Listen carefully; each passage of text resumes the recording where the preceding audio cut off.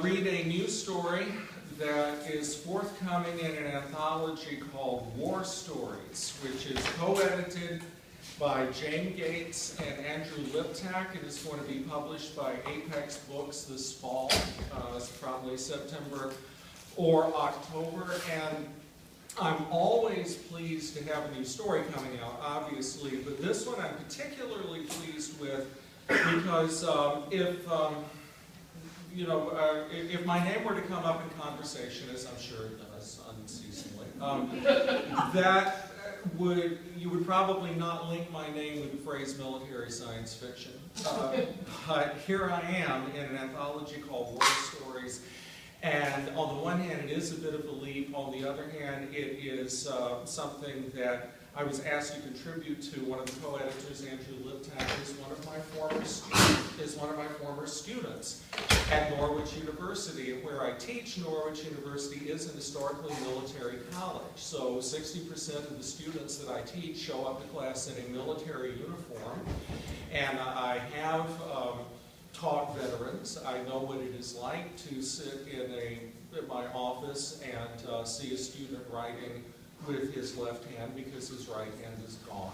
And I know that I can spot the combat veterans in my classes because they always sit near the door. So this is a story that I do take personally, and I hope that I've done them justice. I also know what it's like to have a student, a combat veteran in a creative writing class who is blocked on writing, not for the usual reasons, but because he wants to write about what he's experienced, and he is just terrified that on some level he's going to dishonor the men and women he worked with by putting any kind of artistic embellishment on it. So there's all of that going on. And since I didn't put the epigraph on this story, I will say here that the story is called Where We Would End a War.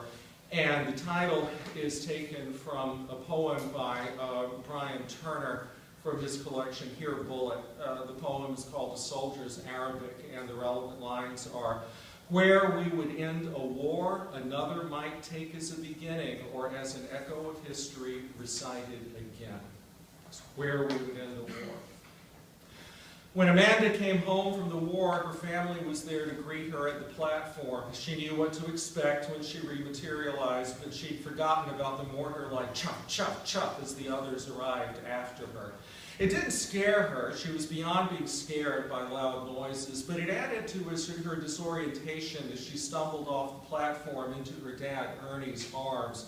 Her grandmother Rosie and kid brother Larry rushed in to grab her as well. She could hear her dad Neil crying, but the thin Skype almost got lost in the other families laughing and crying and shouting as their loved ones popped back home. Grandma Rosie smelled like her perfume in their kitchen, and Amanda held on tightest to her. All the way home, Neil kept apologizing for not being able to be there in person, but the teardown in Indianapolis had come up at the last minute, and with the economy being what it was and all, he couldn't afford to turn it down. Everything he did was for her and her brother. He hoped she understood. Ernie tried to reassure her that the light media presence at the platform was probably because her group was one of the last to get back, and they moved on to the next cycle. You know how the Nets are. It didn't mean people didn't care, because they did. Then he quit apologizing and just stared at her like she wasn't real. From the back seat, Grandma Rosie kept reaching up front to rub her shoulder. The car steered itself through the traffic even more smoothly than she remembered, almost as smoothly as the scent-stuffed transports outside of Cotabato City had dodged IEDs.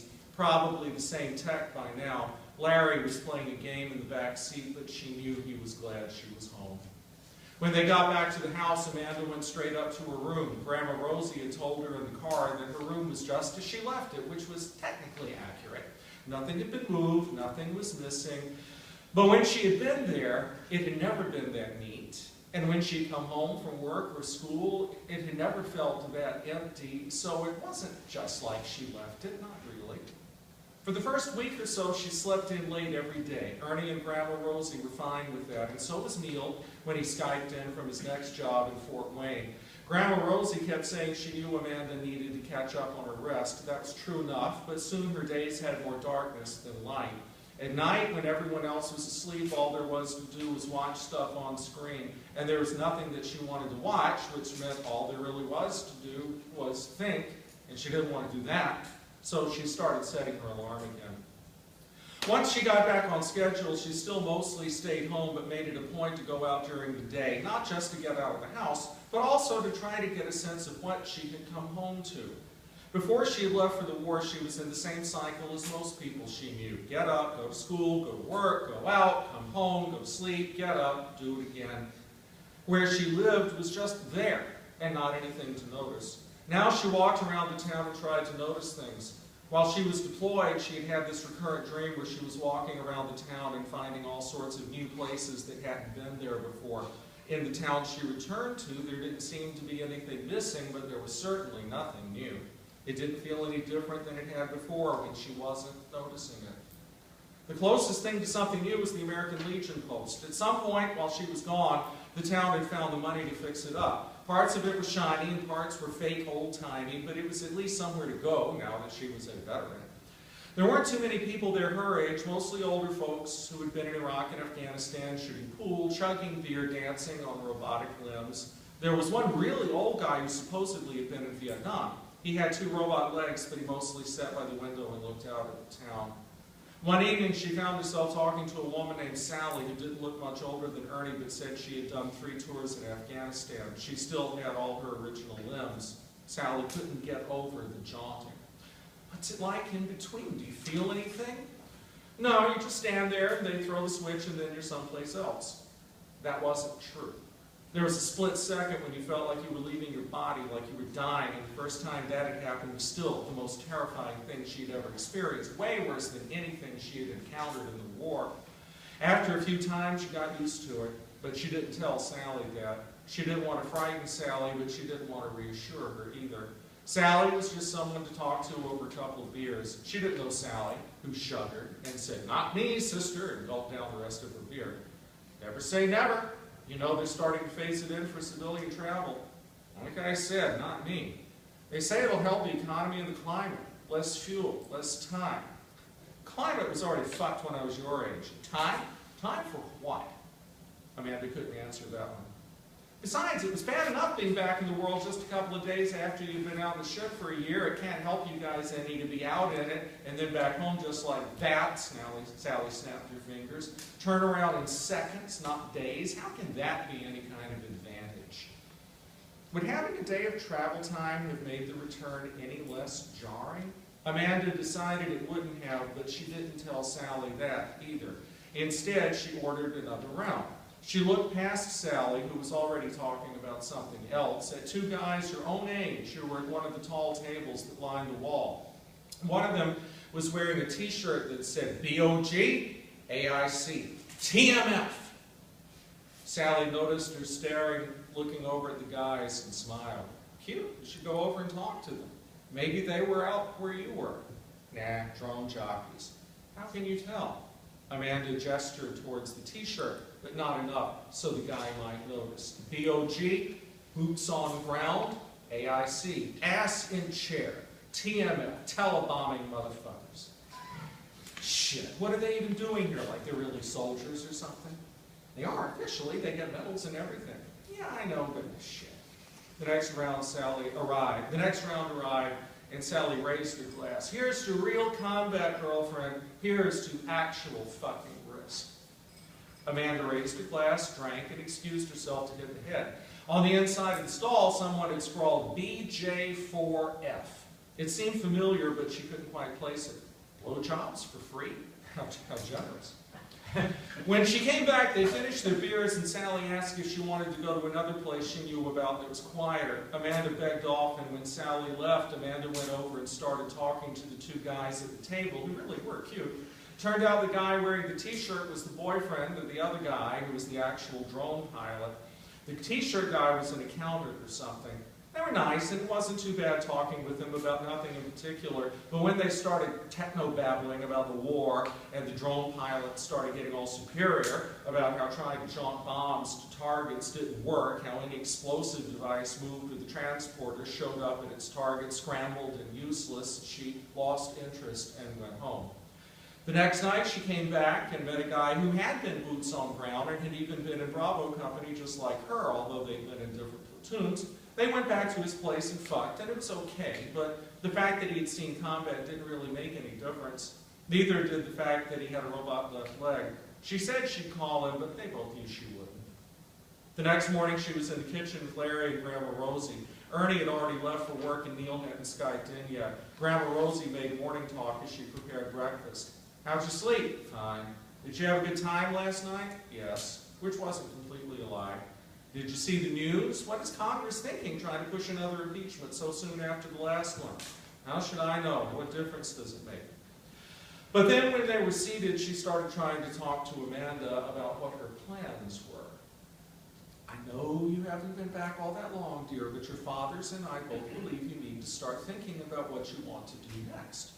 You mean get a job? I told you I was setting aside part of my pay to help out. I know, and that's wonderful. It'll really help, but that's not going to last much longer. Oh, what am I saying? It's not anything to do with money. You don't need to worry about that. Go back to school if you want. I'm thinking about it, Amanda lied. I'm sure you are, sweetheart, but don't you need to make some plans? I'm glad you've got some friends to hang out with, and God knows you deserve some time to yourself, but we just worry is all. We just want what's best for you. They're afraid you have PTS, Larry said without looking up from his eggs or his screen. Grandma Rosie glared at him, caught herself, and said, Larry, that's not true. Amanda is just fine. I'm sure she doesn't have post-traumatic stress disorder. It's not a disorder, Amanda said. They haven't called it that in years. That's what I told them, Larry said. I told them if you had PTS, you'd be seeing things and shooting at them, right? The mandatory session before she left the islands. During a traumatic event, your higher brain functions are subordinated to the amygdala, the part of your brain that controls emotional responses and memories. When you remember those events, the brain wants to create the same processes that control your response to the original event. That's what flashbacks are, your brain wanting your body to crank up the adrenaline and cortisol to try to survive all over again. But even if you're not reaching for your weapon when you hear a balloon pop, you can still be at risk. Some of our scientists think the trauma can actually shrink the amygdala, which also shrinks your emotional responses. That's when we start looking at depression. Right, I'm fine, so don't worry. So far, she'd managed to put off the mandatory check-in at her local Veterans Center. Of course you are, dear, her grandmother resumed, but your fathers and I still, why do they call it jawing? Larry put down his fork and looked up from his screen. It took a few seconds for Amanda to answer. She was so struck by his eyes, how deeply brown they were, almost red. Had she forgotten that? Had she never noticed? What? Transport, why did they call it jawing? It's from that sci-fi movie. That's what they call transport in the book. Did they use it for troops? They used it for all kinds of things. Amanda had seen The Star Is My Destination like everyone else and then read the novel while she was deployed. There was more downtime than people realized. She had read a lot. How was it? It was okay. Maybe you should watch it, Larry, and then you and your sister could talk about it. Larry tapped his screen 3 times. Got it. Grandma Rosie smiled. A bonding moment between her grandchildren seemed to have taken her mind off her granddaughter's future. Amanda was genuinely glad if it made her grandmother feel better. Grandma Rosie had always been there, and when Amanda was in 2nd grade and her dads needed some time to work things out, Grandma Rosie had been pretty much the only one there. Amanda loved her grandmother and wanted her to be happy, wanted to please her, but what she wanted now more than anything else was for everyone to just stop talking. The 3 of them cleared the table and Amanda headed upstairs. Out of the corner of her eye, she caught the news crawl on the living room screen, the words, "Blind Jaunt for Freedom," and she remembered. That was what DJ4F scratched inside the stall had meant. When she got up to her room, she checked online, and yes, there it was. She had heard rumors when she was deployed, but it looked like since she'd gotten back, the whole thing was starting to get noticed. Some people were calling it a fad. Others were calling it an epidemic. Veterans who had gotten to the war and back by jaunting were breaking into the control booths after hours, setting random coordinates and running onto the platforms just in time to jaunt wherever the coordinates sent them. Some wound up just down the street. Others wound up in another country. A few found themselves 100 feet above or 1,000 miles of ocean. And some found themselves inside a wall. Some even found themselves back on the front lines. But the ones who survived and chose to talk about it described how they felt before in terms that Amanda immediately recognized, and they all said afterwards they felt better. Some of the contractor firms were starting to post guards at the control booths. Amanda read some more and decided the whole thing was crazy. Things weren't that bad, not for her, they just weren't. She switched the screen to a book and closed her eyes. The book's voice made her drowsy. She slept through lunch. Over dinner, Ernie tried to have the same conversation with her that Grandma Rosie had tried to have over breakfast, but it didn't last very long, and he wound up kissing her on the forehead and saying, "Just let us know when you're ready," without telling her what it was exactly that she was supposed to be ready for. And then a couple of weeks later, Amanda was out walking around town when she got lost. Not lost like she couldn't locate her destination, because she didn't have one. She was walking down Pickett Street towards Main, and when she turned the corner at Carter's drugstore, she realized she didn't know where she was. She knew she had just turned onto Main Street and was walking past Carter's. She knew Grandma Rosie kept her prescriptions there, even though Walmart was a lot cheaper, because Carter's was where she bought her comic books when she was a kid. She knew it was where Larry had had his first summer job. But if the leader of the New People's Army himself had at that moment put a gun to her head and asked her the name of the town she was in, or even what day of the week it was, he would have had to pull the trigger. Everything outside her was like a screen with contrast turned way too high, and everything inside her felt almost like it did just before she jaunted. She dropped to her knees and stayed there until a girl about Larry's age came by and helped her up. She said she was okay and walked away before the girl could start asking her anything. After a couple of blocks, everything came back, and she made her way home. That evening down the post, she told Sally what happened. She kept running into Sally and had decided she was okay. "Told you that jaunting wasn't right," Sally said. "It's never bothered me before. It's a delayed reaction. Don't you fucking dare say I have post-traumatic anything. I'd say dematerializing and popping up halfway around the world is pretty goddamn traumatic, wouldn't you?" It's not what it was. Then what was it? "I saw a post yesterday that said jaunting actually shrinks part of your brain, flattens you out. Bullshit. Makes anything that fucked you up in combat even worse." The mandatory session. You may have heard that some preliminary studies have indicated that the jaunting process may affect the limbic system. At this point, there is no conclusive evidence that this is the case. There's no evidence for that. Sally looked triumphant. There you go. If someone says there's no evidence for it, that means someone else thinks there is. Look, I just got dizzy, okay? I should have skipped lunch.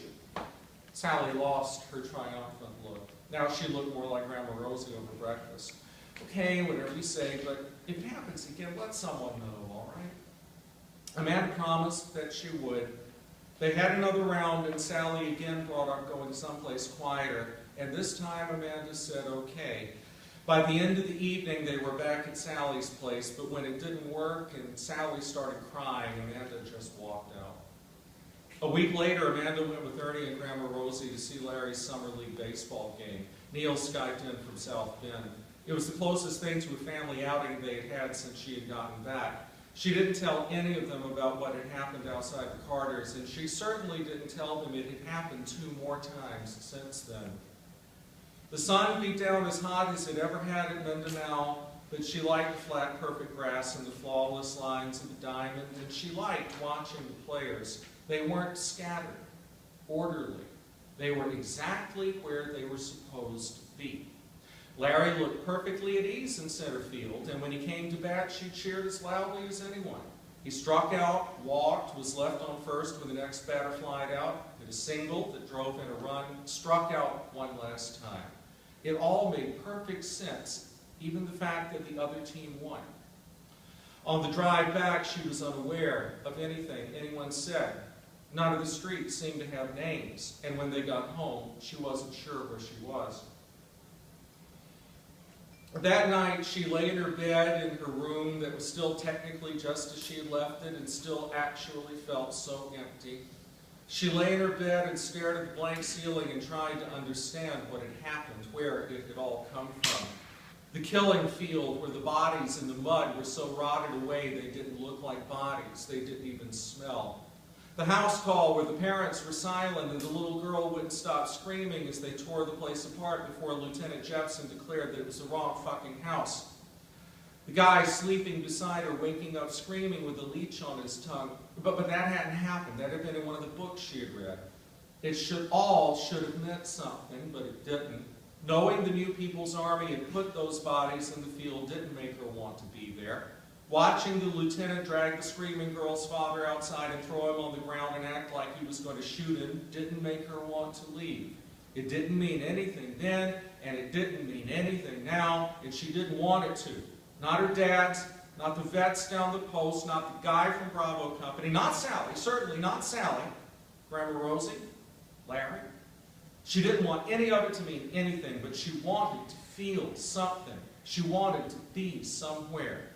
So she went downstairs and got in her dad's car and drove to the platform where she had popped back home and, feeling no surprise at all that it was completely unguarded, went in and set the controls just as the net instructions had said. Here's to actual fucking risk, she declared, to no one in particular, and ran as fast as she could for the platform that was as perfect as the baseball diamond, as brown as her brother's eyes. Thanks for listening.